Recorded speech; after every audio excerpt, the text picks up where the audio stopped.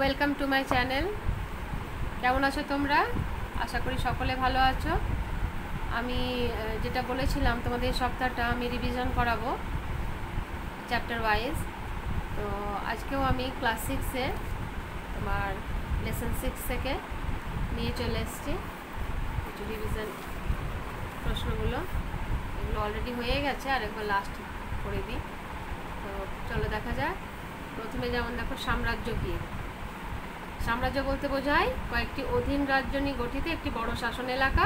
কোনো রাজার অধীন অনেক রাজ্য নিয়ে সাম্রাজ্য গঠিত হয়। কোনো একজন রাজা অন্য রাজ্য দখল করলে তার অধীনে বড় এলাকা বা সাম্রাজ্য গড়ে ওঠে। সম্রাটকে, মানে যিনি সাম্রাজ্য শাসন করে তাকেই সম্রাট বলা হয়। সম্রাট শব্দে অবিধানিক অর্থ অনেক রাজ্যের বা রাষ্ট্রের প্রধানকে শাসক বলা হয়। সম্রাট মানে বড় রাজা, তিনি রাজাদেরও রাজা বা রাজাধিরাজ। ঠিক আছে, তার পুরুষ হলে সম্রাট এবং নারী হলে সম্রাজ্ঞী বলা হয়।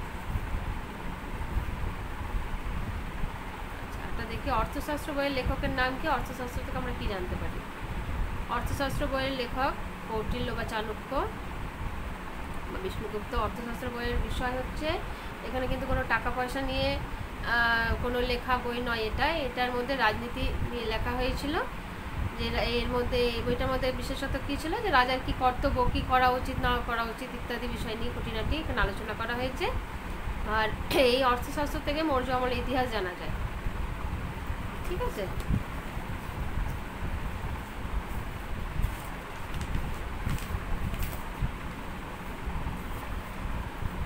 তারপরে এটা সবথেকে ইম্পর্টেন্ট, যেটা অশোকের ধর্ম কী, তুমি এখান থেকেও করতে পারো, আবার টেক্সট বইতেও আছে, সেটাও করতে পারো। টেক্সট বইটাই তোমরা পারলে করো, আর যদি এটা ছোট প্রশ্নের মধ্যে আসে তাহলে এটা করবে, বড়োর মধ্যে আসে তোমরা বইয়ের থেকে করবে। তারপরে আছে মৌর্য সম্রাটরা গুপ্তচর কেন নিয়োগ করতেন?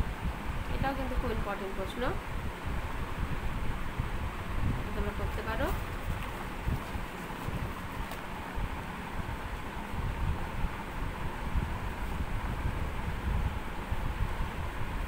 মৌর্য আমলে প্রদেশের শাসন কীরকম ছিল? মৌর্য রাজাদের রাজধানী ছিল পাটলিপুত্র। এখানে বসে তাদের পক্ষে তো সমগ্র শাসন মানে কার্য চালানো সম্ভব ছিল না, সেই জন্য সেগুলোকে কী করেছিল, তোমার প্রাদেশিক বা আঞ্চলিক শাসন ব্যবস্থা গড়ে তোলা হয়েছিল। 4টি প্রদেশে ভাগ ছিল: প্রাচ্য, উত্তরাপথ, অবন্তী, দক্ষিণাপথ।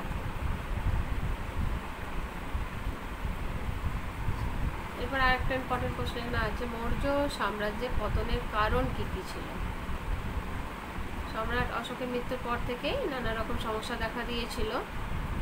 তো যে মূল কারণগুলি সেগুলো শর্টে দেওয়া হয়েছে। যেমন ছোটো ছোটো রাজারা স্বাধীন হওয়ার চেষ্টা করেছিল, অনেক বিদেশি জাতি ভারতে প্রবেশ করে, ফলে পরিস্থিতি জটিল হয়ে ওঠে।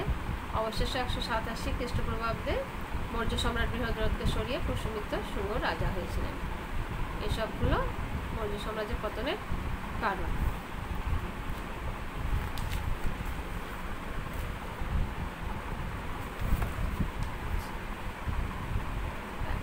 ক্ষত্রপ কাদের বলা হয়? কুষাণরা শাসন ব্যবস্থার সুবিধার জন্য সাম্রাজ্যকে কতগুলি প্রদেশে বিভক্ত করেছিল, সেসব প্রদেশের শাসকদেরই বলা হতো ক্ষত্রপ।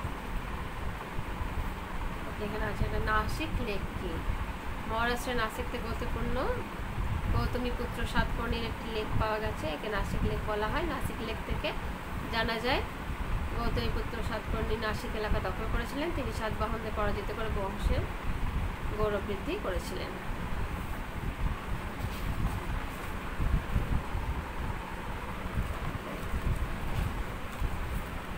দেখো, মৌর্য সম্রাট ও গুপ্ত সম্রাটদের ক্ষমতা ও মর্যাদার তুলনা করো। তো এদিকে এভাবে তোমরা লাইন কেটে তোমরা ভাগ করতে পারো, মৌর্য সম্রাট, গুপ্ত সম্রাট। ঠিক আছে,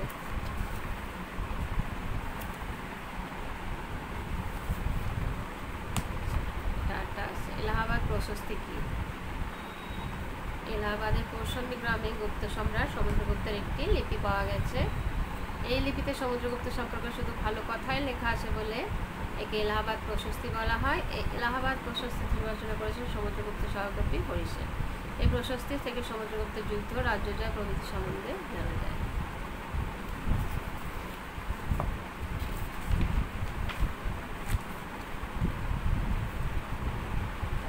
লেখা হিসেবে আছে তোমার বাণভট্ট হর্ষচরিত্র। বাণভট্ট ছিলেন হর্ষবর্ধনের সভাকবি। তিনি হর্ষবর্ধনকে নিয়ে একটি প্রশস্তি কাব্য রচনা করেন, এর নাম হর্ষচরিত। এই কাব্যে হর্ষবর্ধনের গুণাগুণের পাশাপাশি পুষ্যভূতিদের রাজত্ব ও তার ইতিহাস আলোচনা করা হয়েছে। হর্ষের গুণাগুণ করতে গিয়ে বাণভট্ট এই কাব্যে হর্ষের বিরোধী পক্ষ শশাঙ্ককে অনেক ছোট করে দেখিয়েছিলেন। হর্ষচরিত্রের শেষ অংশে বাণভট্ট হর্ষের বোন রাজশ্রীকে বন্দী অবস্থা থেকে উদ্ধারের ঘটনাও এখানে বর্ণনা করেছেন। এখানে একটা দেখো, হর্ষবর্ধনকে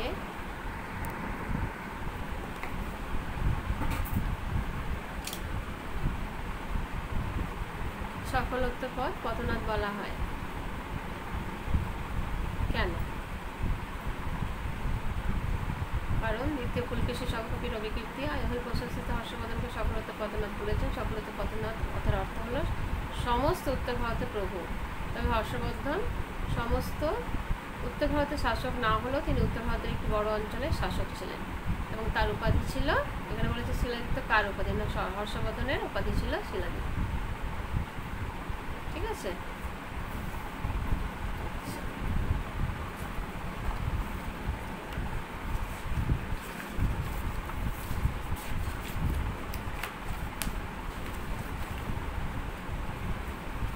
আগে বললাম আমি যে বইতেও তোমার অশোকের ধর্মটা আছে, তোমরা এটাও করতে পারো। বড় যদি আসে প্রশ্ন তখন এটা তোমরা করবে, এবং ছোট প্রশ্ন আসলে ওটা থেকে করবে।